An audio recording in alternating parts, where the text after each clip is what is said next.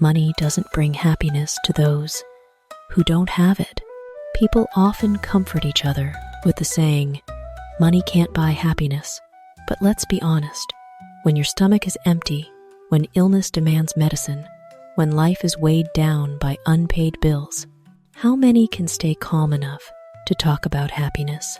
Money isn't everything. But without it, the path to happiness becomes far more treacherous. It's like a boat, not the shore of peace itself, but the vessel that helps us navigate stormy seas to reach it. Money can't buy love, peace, or trust, but it can buy the opportunities to feel and nurture those things. A person with wealth who uses it wisely finds comfort and ease. But someone with nothing is often crushed by the pressures of daily survival, leaving no room to dream of happiness. Instead of denying money's role, let's view it fairly. Money isn't happiness, but it's a key that opens doors leading to it. What matters isn't how much we have, but how we use it to both sustain life and nourish the soul. Money doesn't matter when it's someone else's money. When talking about others' wealth, it's easy to act indifferent, downplay it, or even say, it doesn't matter. But when it's our own wallet, that attitude shifts instantly. We hesitate, we calculate, we worry over every cent. Money itself isn't at fault. What matters is the place it holds in our hearts. It's easy to philosophize about spiritual values, about how money isn't everything as long as you're not facing unpaid bills, unfulfilled dreams, or family responsibilities. And here, the sarcastic remark becomes a reminder. Let's view money realistically, not dismiss its role just to seem noble. In truth, whether money matters depends not on money itself, but on how we use it. It can be a tool to build happiness or a chain that binds us if we let it rule. But one thing's certain, when it's your own money, no one can casually say it's unimportant anymore. Without money, you can't survive. But with money, you're not guaranteed a life. Money buys food, clothes, a roof to shield you from sun and rain, medicine when you're sick. It's like the air of modern life, invisible, but without it, you suffocate. But having money, does that mean you're truly living? Not necessarily. For if you spend your life chasing money, sacrificing health, relationships, and moments of peace, that money becomes an invisible shackle. Living isn't just existing, it's feeling joy, love, and peace in your soul. Many with overflowing wealth still feel lonely, anxious, even unhappy. Meanwhile, some with little wealth, who cherish every moment and share love, live lives full of meaning. Money can buy a soft bed, but not peaceful sleep. It can buy medicine, but not complete health. It can buy many connections, but not a true friend. Money is needed to exist, but only a content soul and a loving heart bring true life. Living is having both the means to survive and a reason to smile every day. Living well with little money is a talent. Talent isn't just found on stages, in halls of fame, or in dazzling success. It's hidden in how people manage, balance, and find joy amid everyday scarcity. Those who spend lavishly with wealth aren't necessarily skilled, but those who turn meager coins into a decent, fulfilling life possess great strength. They're like artists, crafting a melody from a few simple notes, or chefs turning humble ingredients into a heartwarming meal. That's the talent of resourcefulness, contentment, and resilience in the face of hardship. In truth, living with little money doesn't mean living in poverty. It's learning to find richness in spirit, finding joy in what you have, valuing every hard-earned coin, and sharing love as a priceless treasure. That's the art of living a talent no school can teach, but those who master it find life light and serene. Money isn't the truest measure of a person, but most people use it as one. Money shines brightly, easy to see, easy to count, but character, honesty, and kindness are invisible, harder to weigh or notice at a glance. So, society often rushes to judge a person by their car, their house, or their bank account, forgetting that a person's true worth lies in how they live, treat others, and hold on to integrity amid life's temptations. Money may reflect outward success, but it can't mirror the nobility of the soul. Some are rich, yet poor in love, while others, less wealthy, are rich in kindness, warming everyone they meet. The measure of money can mislead, like judging a book by its cover without reading its pages. Instead of focusing only on money, learn to see the heart, the character, the small but humane actions. A society will be better when people are measured not just by their wallets, but by the kindness and love they sow in life. Money brings happiness to those who know how to use it, who use it to bring joy to the unfortunate, a precious gem reflecting the light of compassion and wisdom. Money, like cool water, can nourish parched souls if placed in hands that know how to share. It's not the burning flame of ambition, but a gentle bridge, bringing smiles to weary faces and easing the pain of the less fortunate. Like a gifted artist, those who use money well paint a picture of happiness, not just for themselves, but for those around them, turning coins into petals scattered along life's path, fragrant and meaningful. That saying is like a cool breeze, stirring belief that when heart and money align, happiness isn't just a destination, but a radiant journey, spreading joy and light, filling us with fulfillment and hope. I'd do anything for money, even good deeds, a melody both bold and warm, like a fire blazing in a hearth, fierce yet comforting. It's not a declaration of greed, but a vibrant affirmation, like a wave surging across the ocean, carrying the desire to turn money into a tool for good. The speaker, like a fearless explorer, is ready to overcome any challenge, to use money as bricks to build a house of kindness, sheltering the unfortunate.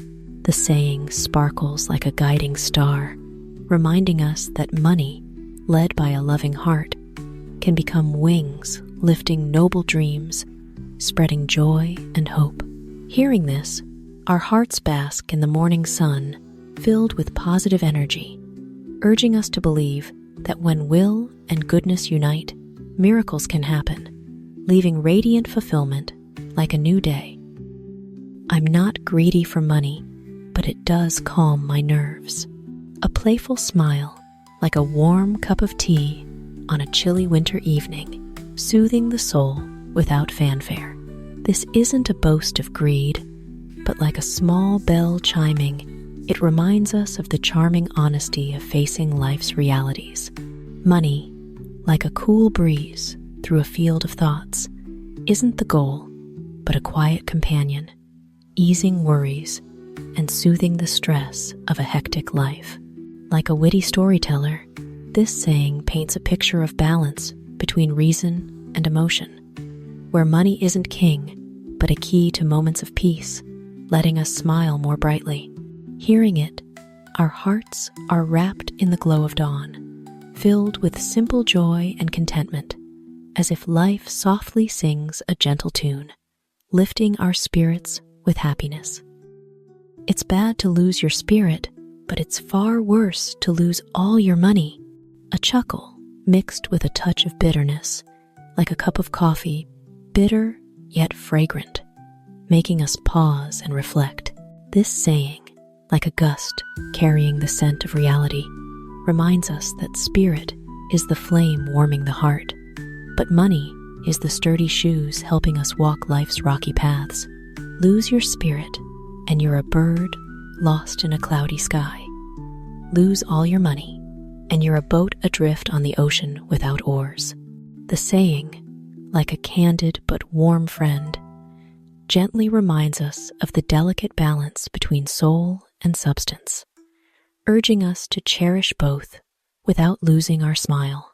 Hearing this, our hearts glow in the morning light, alive with joy, inspiring us to smile through challenges and walk on with radiant contentment, as if life is a melody both deep and hopeful. All money is good, especially cash, a mischievous spark, like the jingle of coins in a pocket, both practical and charmingly humorous. Like a cool breeze through a bustling market, it evokes the rustle of bills, the gleam of coins, ready to trade for a smile or a small gift.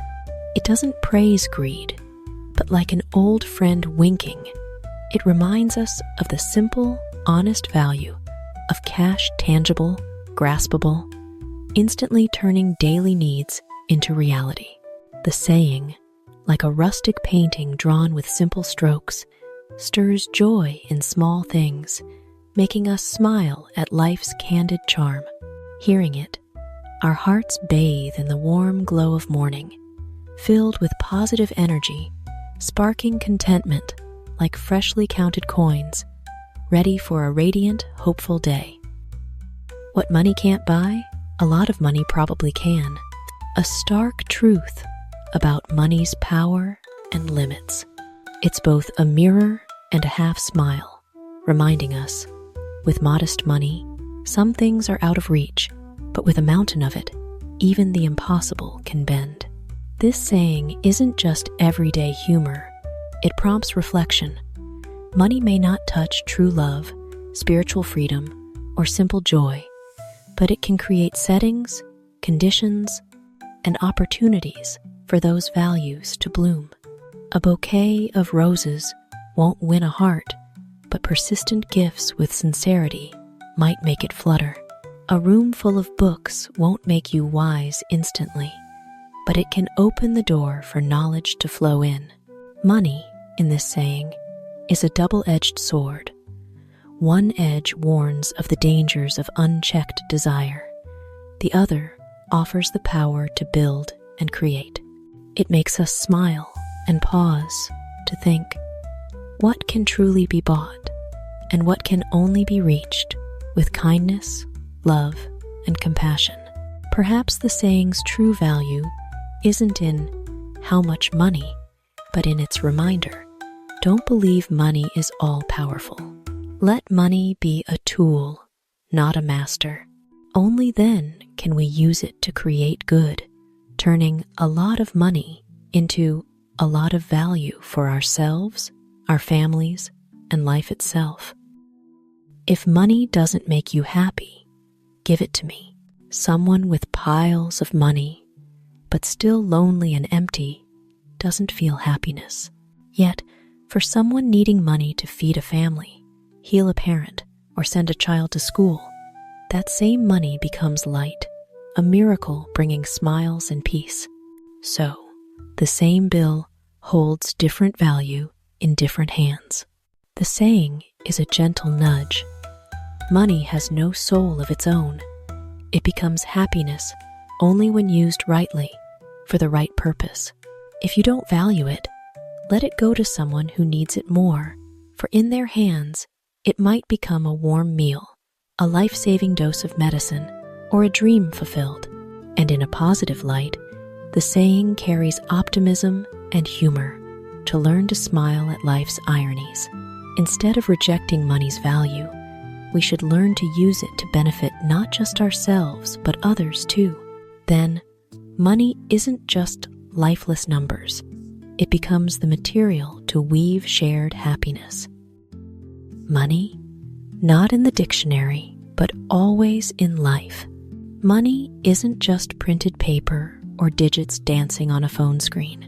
It's a universal language understood by people everywhere, regardless of tongue, skin, or culture. From the morning you wake, the breakfast you buy, the ride you take, to the peaceful sleep at night, money's shadow lingers everywhere. It's like an invisible current flowing through every corner of life, present without needing definition. The irony is, money doesn't guarantee happiness, but without it, happiness grows fragile. It's not the final goal, but the bridge to reach your dreams.